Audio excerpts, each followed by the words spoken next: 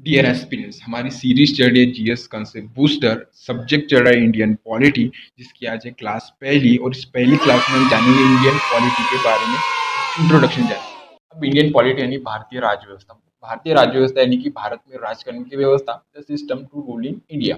एक सिस्टम, शासन और प्रशासन करने का ये जो तरीका है, जो रूल है, उसे इंडियन पॉलिटी कहा जाता है। अब इंडियन पॉलिटी का ओरिजिन कहाँ से, उसे उसका जन्म कहाँ से हुआ है, तो वो हुआ है कॉन्स्टिट्यूशन से। उसे पावर मिलती है कॉन्स्टिट्यूशन से। कॉन्स्टिट्यूशन क्या है, यानी कॉन्स्टिट्यूशन यानी कि संविधान। संविधान यानी कि कई लिखित कानूनों का संग्रह करने वाला एक दस्तावेज है, जिसे कि संविधान कहा जाता है। अब ये संविधान, और भारत का संविधान क्या है, भारत के संविधान का नाम क्या है, भारत का संविधान, जो कि 26 नवंबर 1949 को तैयार हुआ था और 26 जनवरी 1950 को इम्प्लीमेंट में आया था।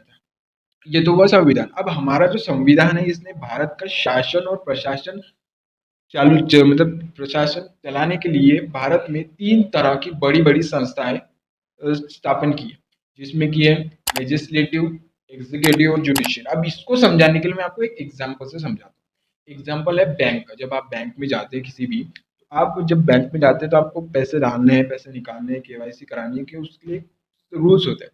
आपको पहले जाना होता है, स्लिप भरनी होती है, केवाईसी का फॉर्म भरना होता है, और जिस काउंटर पे जाना है उस काउंटर पे लाइन लगा के आपको प्रॉपर तरीके से आपका काम करना होता है।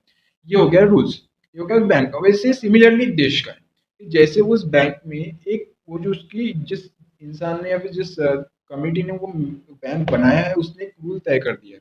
वैसे ही देश में भी एक संस्था होती है जिसका नाम होता है लेजिस्लेटिव, जो कि विधायिका है, जो कि कानून बनाने का काम करती है। अब वो जो लोकल ब्रांच है, जो आपसे वो कानून फॉलो करवा रही है, वो होती है देश में एग्जीक्यूटिव यानी कार्यपालिका, जो कि वो रूल्स फॉलो करवाने का काम करती है। और एक होती है जुडिशरी, जो कि उसकी डेफिनेशन कराती है उस लॉ की, उसकी व्याख्या देती है हमें, और अगर उसमें कुछ डिस्प्यूट हुआ तो उसको रद्द कर देती है, और जो भी सरकार में या फिर लोगों में जो भी वाद विवाद होते हैं उसका निपटारा करने का काम वो करती है।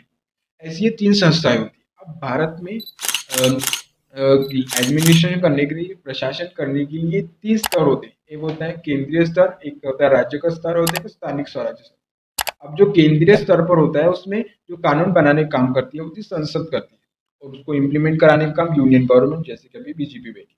और जो जुडिशियल में होती है वो सुप्रीम कोर्ट में होती है, जो कि दिल्ली में। अब राज्य के लेवल पे विधानमंडल हो जाता है, कानून इम्प्लीमेंट कराने का काम स्टेट गवर्नमेंट का हो जाता है, और जो कोर्ट है वो हाई कोर्ट है, जो कि सुप्रीम कोर्ट के अधीन आती है। तो स्थानिक स्वराज्य संस्था में म्यूनिसिपैलिटीज होती है और नगर पालिकाएं होती है, और जो सबॉर्डिनेट कोर्ट जो हाई कोर्ट के अंडर काम करती है। ये हो गया एक जस्ट इंट्रोडक्शन हमारी इंडियन पॉलिटी के बारे में। इसके बारे में हम डीप में जानेंगे। अगली क्लास में हम कॉन्स्टिट्यूशन के बारे में जानेंगे और इंडियन पॉलिटी का सिलेबस जानेंगे। जब तक के लिए